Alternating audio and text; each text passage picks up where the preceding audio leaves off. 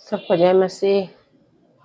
मैं परमेश्वर के दास से आप सभी का बहुत बहुत स्वागत करती हूँ।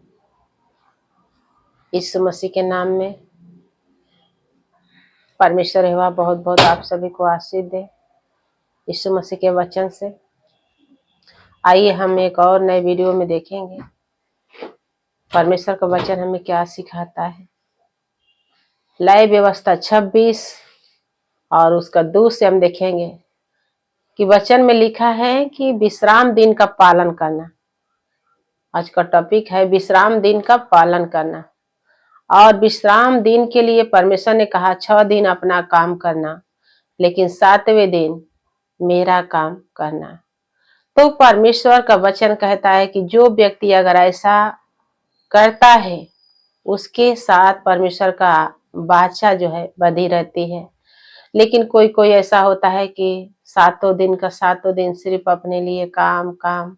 परमेश्वर ने ये भी कहा श्रापित है वो मनुष्य जो प्रतिदिन अपने ही काम की चिंता करता है। तो हमें जो है अपने ही चिंता नहीं करना है, अपने परमेश्वर के ऊपर भी अपने जिम्मेदारी दे देना है। और यीशु मसीह के नाम में एक दिन हम क्या करें, विश्राम करें। और विश्राम में जब हम प्रवेश करें तो वचन में देखेंगे कि उसने कहा है कि तुम मेरे विश्राम दिन का पालन करना और मेरे विश्राम स्थान में, उसने कहा विश्राम दिन का पालन करना और मेरे पवित्र स्थान का भय मानना, मैं यहोवा हूं। तुम मेरे विश्राम दिन का क्या करना, पालन करना और मेरे पवित्र स्थान का क्या करना, भय मानना, मैं यहोवा हूं। अगर आप परमेश्वर के वचन को सुनते हैं और मानते हैं तो परमेश्वर का वचन कहता है कि अगर आप विश्राम दिन में प्रवेश किए हैं तो परमेश्वर का वचन को सुने, जो परमेश्वर के वचन में लिखा है कि 6 दिन अपना काम करना, 7वें दिन परमेश्वर का जो है विश्राम के लिए अपने परिवार में क्या करे, छुट्टी करे, अपने परिवार में सिखाए, उठते बैठते सुतते कि हम परमेश्वर के लोग हैं। परमेश्वर के पीछे चलने से कुछ घाटा नहीं होता है। और परमेश्वर ने कहा अपना सारा बोझ, अपना सारा दुख जो है मेरे ऊपर डाल दे, मुझे ध्यान है कि तुझे क्या चीज की जरूरत है। अगर आप विश्राम दिन का पालन करते हैं तो परमेश्वर के वचन से सीखें आप लोग। और कहता है कि यदि तुम मेरी विधियों पर चलो और मेरी आज्ञाओं को मानकर उनका पालन करो तो परमेश्वर ने कहा तो मैं तुम्हारे लिए समय समय पर मैं बरसाऊंगा और यह नया दाक मधु यीशु मसीह के नाम से वचन में लिखा है कि अपनी उपज उपजाएगी और मैदान के वृक्ष भी अपने फल दिया करेंगे। अगर आप परमेश्वर का दास दासी हैं, आज का वचन सुनते हैं तो परमेश्वर का वचन को क्या करें, दृढ़ता से थामे रहे। क्या कि उसने कहा कि यदि तुम मेरी विधियों को मानते हो और उस पर चलते हो तो परमेश्वर ने कहा है कि तुम्हारे लिए समय समय पर मैं बरसाऊंगा। आपके पास कर्जा है, गरीबी है, बीमारी है, तंगी है, परमेश्वर समय पर आएगा और आपको चंगा करेगा, कर्जा से छुड़ाएगा, बीमारी से, दुष्ट आत्मा से आपको आजाद करेगा। लेकिन आप क्या करें, उससे पहले परमेश्वर का भय माने। भय मानना ही परमेश्वर का क्या है, मनुष्य के लिए आशीष का कारण है। परमेश्वर ने पूरी लाइफ आपको दिया है, पूरा जीवन आपको दिया है। आप कमाओ और परमेश्वर की जो है थैंक्स भी करते रहो, धन्यवाद भी करते रहो, प्रार्थना भी करते रहो।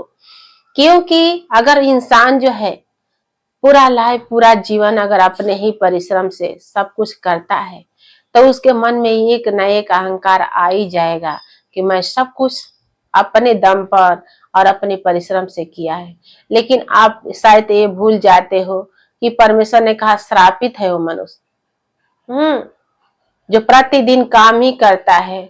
अगर परमेश्वर आपका आधार नहीं है, परमेश्वर आपका जो है रखवाला नहीं है, तो आपका जागना व्यर्थ होएगा, आपका परिश्रम व्यर्थ होएगा।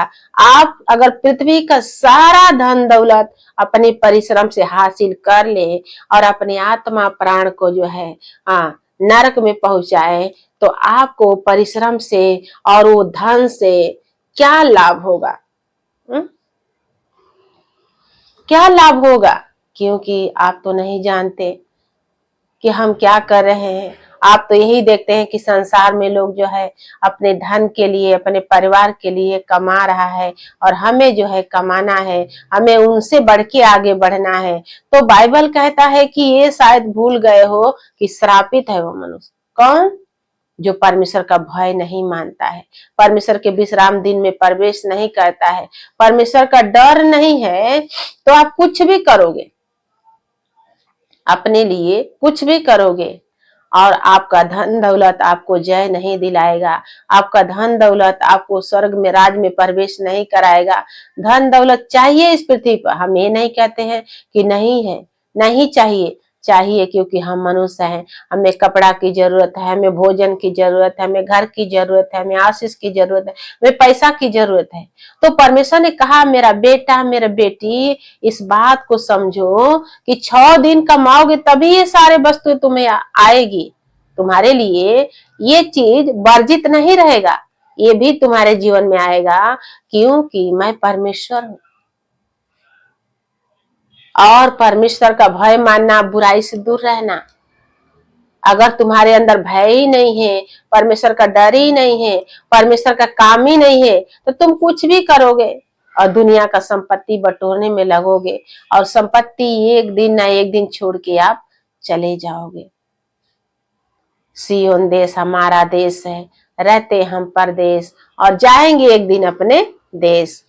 कोई ऋषि मुनि वीर पैगंबर साधु महात्मा न यहाँ आके कोई रहा है और ना ही कोई रहेगा। ये सारा मोह माया लोभ धन दौलत सब छोड़ के जाएगा।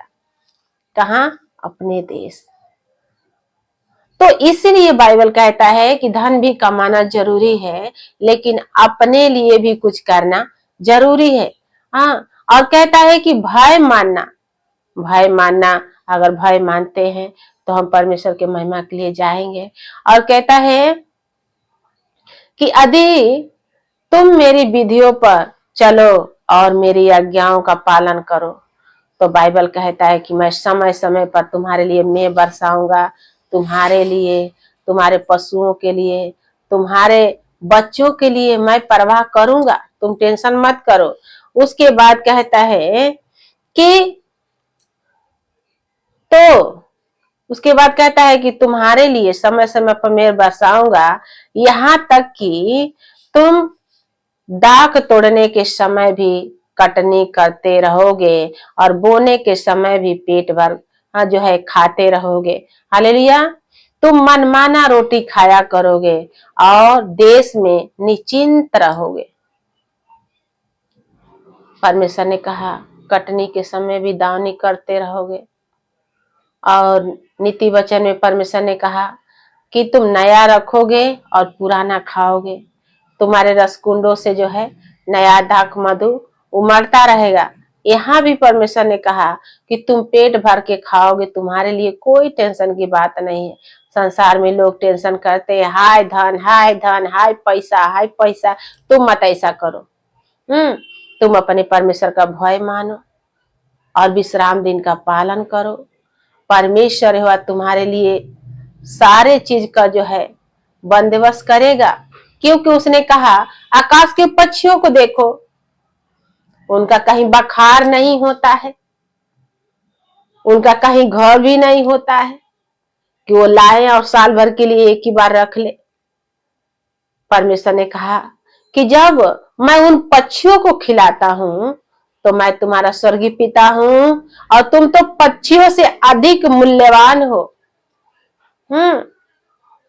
आप तो जानते हो कि हमें परिश्रम भी करना है, परमेश्वर का भय भी मानना है, और हमें जो है भय मानने के कारण परमेश्वर ये सारा आशीर्वाद देंगे। हम समय समय पर जो है जो परमेश्वर का आशीष है वो आशीष भी प्राप्त करेंगे और उसके भवन में भी जाया करेंगे। तो परमेश्वर ने कहा है कि तुम पेट भर खाओगे, तुम भी खाओगे, तुम्हारे घर में जो कोई आए वो भी पेट भर खा के जाएगा। तुम्हारे पशु भी क्या करेंगे, हरी हरी चराई में चरते रहेंगे। और परमेश्वर ने कहा कि और मैं तुम्हारे देश में सुख चैन दूंगा और तुम सोओगे और तुम्हारा कोई डराने वाला ना होगा। और मैं उस देश में दुष्ट जंतुओं को ना रहने दूंगा। और तरस खाकर, परमेश्वर ने कहा कि तरस खाकर तुम्हारे देश में ना तो बनेले जंतु जो है चलेगा और नहीं जो है आपकी किसी बात की हानि होगी, मैं छुड़ाऊंगा। परमेश्वर ने कहा तुम सोओगे, तुम्हें डराने वाला कोई नहीं होगा। आज देख रहे हैं कि घर में तनाव, घर में ऐसी परेशानी है कि लोग चिंता के मारे सोते नहीं है, लोग दवा खा खा के सोते हैं। लेकिन आपके लिए ऐसा नहीं होगा। कहे क्योंकि आप परमेश्वर का विश्राम दिन का पालन कर रहे हो, क्योंकि आप परमेश्वर के भवन में जा रहे हो, क्योंकि आप परमेश्वर के विधियों से और उनके नियमों से जो है प्रसन्न हो, खुश हो और परमेश्वर का जब विश्राम दिन को मानते हो, परमेश्वर को अपना आधार मानते हो, यही कारण है कि परमेश्वर यहोवा आपको सारे आशीर्वादों से भर देता है। और कहता है कि तुम में से 5 मनुष्य 100 मनुष्य को जो है भगाएगा और 100 मनुष्य जो है 1000 मनुष्य को खदेड़ेगा। आपके ऊपर कोई चढ़ाई करता है, दुश्मन हो, वो मुद्दई हो, वो यीशु मसीह के नाम से हार जाएगा। आप टेंशन मत लो, क्योंकि वचन में लिखा है, परमेश्वर ने कहा है, रोमियो की पुस्तक में उसने कहा, पौलुस ने, कि हमारे तरफ परमेश्वर है, हमारा विरोधी कौन हो सकता है। अगर परमेश्वर आपकी लड़ाई लड़ने लगे तो परमेश्वर जज है और मनुष्य मनुष्य है। तो आपकी लड़ाई की ना टेंशन है, ना कुछ भी चीज का टेंशन है। आप बिंदास रहें, जहां रहें परमेश्वर का भय माने, विश्राम दिन को, परमेश्वर के पवित्र दिन को डर से भय से मानते हुए परमेश्वर के भवन में जाया करें और ये सारे आशीर्वाद बच्चे सुनने के कारण आपके ऊपर पूरा होए, यीशु मसीह के नाम से। हालेलुया। तो आज के इस वचन से परमेश्वर एवं आप सबको बहुत बहुत आशीष दे। आमीन।